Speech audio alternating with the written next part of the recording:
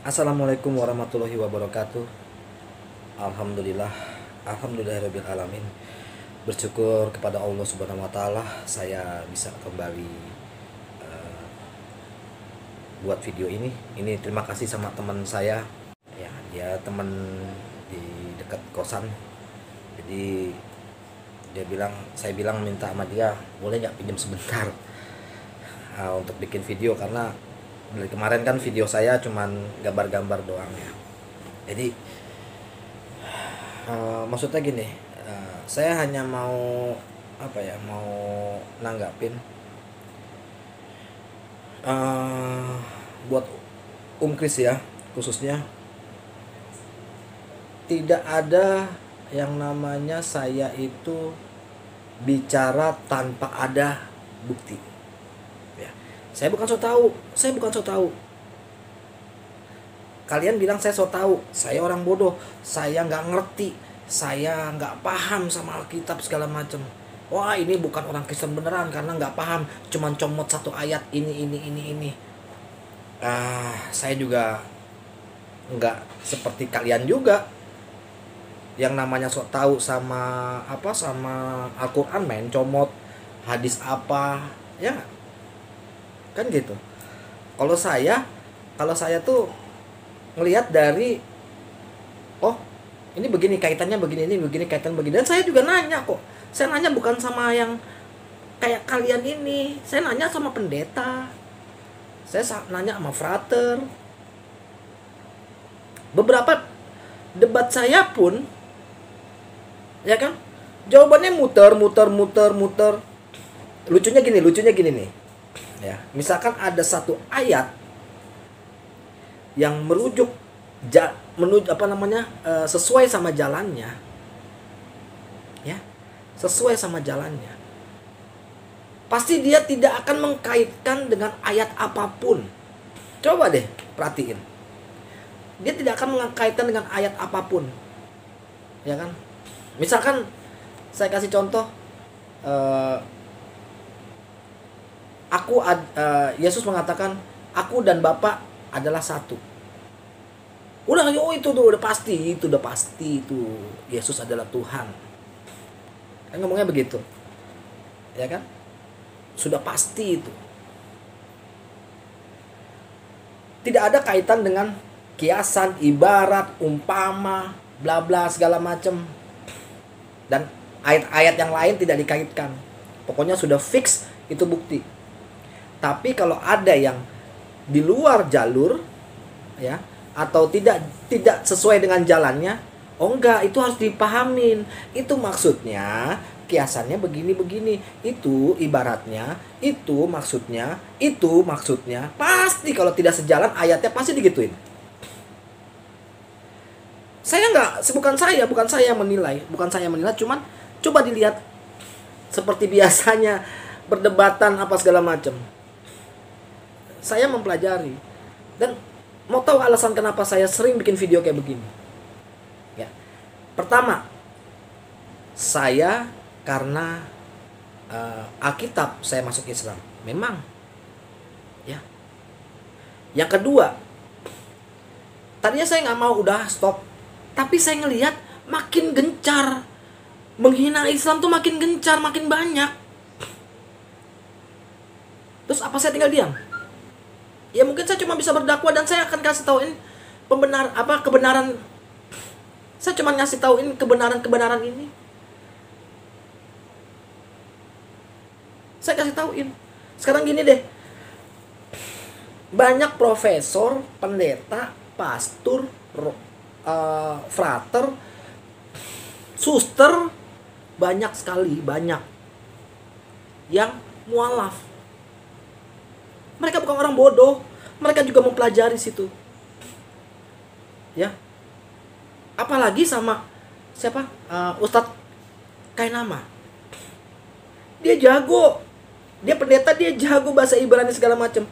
Yang bantah dia apa? Dipatahkan langsung sama Kainama. Yang bantah dia nggak ngerti bahasa Ibrani, hanya hafalan. Gitu. Bukan saya itu menilai apa ya, orang agama Kristen begini, enggak. Kalian diem, saya juga diem. Udah gitu aja, nggak usah menghina. Ya, saya nggak suka adanya konflik agama, saya nggak suka. Tapi karena dilihat banyak penistaan sama Islam, ya kan, banyak sekali penistaan segala macam. Saya ngelihat video-video segala macam yang umat-umat yang mualaf segala macam, umat muslim segala macam. Saya ngelihat tidak ada unsur kayak menghina sekali Nabi Yesus, tuh nggak ada. Malahan menjelaskan secara Yesus adalah Isa, begini. Umat Islam sangat menghormati sosok Yesus. Kok malah dibalikin di Muhammad begini. Katanya ajaran kasih. Katanya kasihilah musuhmu. Jika diberi ditampar pipi kanan, berilah pipi kirimu. Tapi apa hasilnya? Dari komen-komennya pun seperti kayak bukan orang Kristen, tapi kayak apa ya? Ya kayak orang bodoh. Maaf saya bilang orang bodoh. Ya. Saya juga menggunakan data. Saya mempertanyakan waktu saya mualaf, sebelum saya mualaf, itu semua itu saya pertanyakan. Ya kan? Ngomong katanya, Andre nggak tahu itu masa Trinitas. Siapa bilang Yesus itu satu pribadi, ya kan? Bahwa Yesus dan Allah itu hakikatnya satu. Ya kalau hakikatnya satu, jadi pribadinya satu dong. Satu pribadi. Ya kan? Bentuknya begitu. Kalau begitu, Yesus bukan Tuhan. Karena dia sosoknya menjadi manusia, itu menjadi pribadi yang lain. Sosok manusia itu menjadi pribadi yang lain, yaitu pribadi manusia. Gue ngomong bukan pakai teologi, enggak, tapi gue ngomong berdasarkan fakta, logika. Ini Allah, ini Allah, ini manusia. Ini manusia. Ya. Pribadinya berbeda dong. Tapi lu bilang ini Tuhan. Akhirnya merujuk ke satu pribadi. Kan saya bilang begitu. Itu kan Trinitas begitu. Oh, bukan satu pribadi. Jadi ya Yesus ini Tuhan. Kalau begitu jangan diwujudkan jadi manusia dong. Jadilah bentuk orb atau cahaya. Selesai, orang akan percaya kok. Nggak perlu harus ini. Nih. Jujur ya. Saya dulu pembenci Islam, bener. Saya pembenci Islam. Apa ya? Saya sempat berantem sama teman saya itu yang namanya Iip. Nanti saya tag dia nanti. Saya berantem sama dia. Itu saya pertama itu ngomongin masalah politik, pemilu, berdebat. Larinya ke agama. Oh, saya ngotot. Sama seperti kalian ini ngotot sayanya. Oh, nggak bisa. Wah, begini. Wah, nggak bisa. Tapi pada saat saya mendalami Alkitab, lucunya nemuin hal-hal ini yang dijalankan umat muslim. Gak usah nanya lagi, ayat mana lo? Baca di Alkitab. Gak mungkin saya hanya bohong. Saya udah pernah kasih ayatnya juga kok. Pasti dibantah lagi. Oh, itu maksudnya untuk ini. Oh, itu maksudnya untuk ini. Pasti begitu.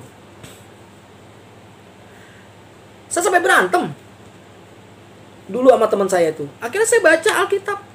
Loh, kok begini? Sampai akhirnya saya mempelajari sejarahnya Nabi Muhammad. Ya Allah, gua salah. Saya jadi merasa bersalah. Saya merasa berdosa, saya merasa bersalah. Ya, pada saat saya masuk Islam, hal ini yang saya lakukan. Dakwah. Jadi Yang saya lakukan ini bahwa saya menebus kesalahan saya pada saat saya membenci Islam, pada saat saya ibarat seperti kalian ngejek Nabi Muhammad. Saya menebus, ya. Jangan bilang lebay lu Andre, mana ada orang Kristen ngancam. Ada, banyak ngancam saya, banyak via telepon, banyak. Bener. Pertama ngaku-ngaku muslim, tengah-tengahnya ngancam saya. Banyak. Pakai private number.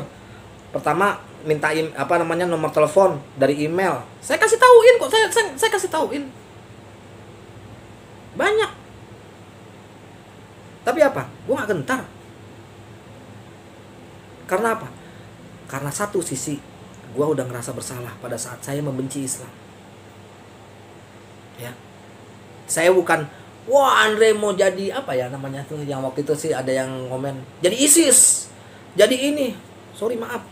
Saya membela agama saya sekarang dengan cara ini, ya, dengan cara dakwah, bukan perang segala macam. Tapi kalau mau hadap-hadapan, ya, man to man, ya, man to man nih, boleh. Saya jabanin kok, bener. Kalian seneng yang sama Christian Prince, sang debaters, tanpa ragi, seneng dong. Yang umat Kristen menghina Islam. Oh iya, emang Islam begitu, emang begitu. Tapi lu kepo sama video gua, komenin segala macem begini, nyuruh gua syarap, nyuruh gua diem, nyuruh gua nggak usah ngurusin kitab.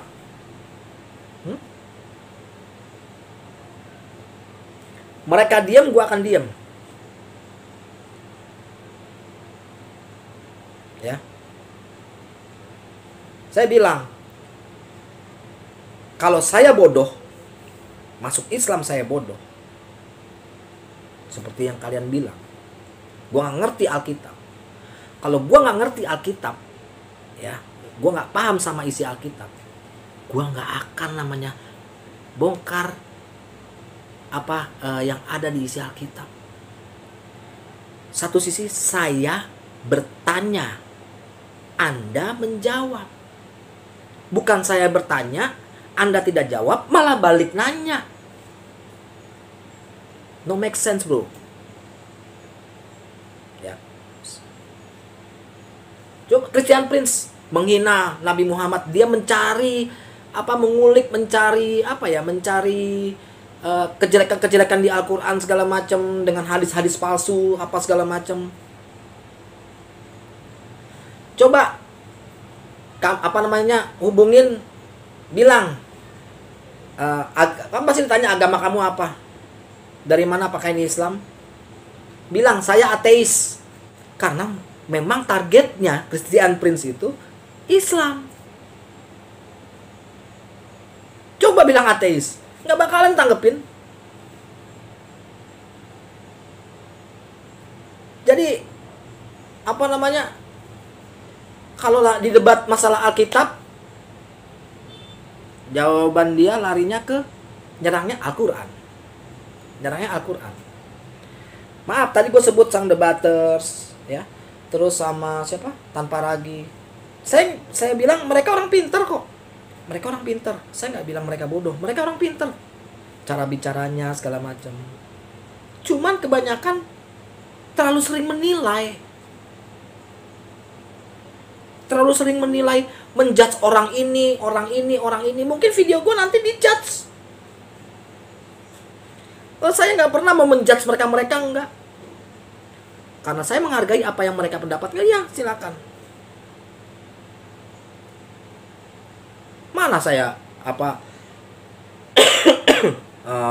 urusan mereka saya enggak. Saya cuma balas dengan cara kayak begini. Saya juga nggak balas dari kemarin, dari video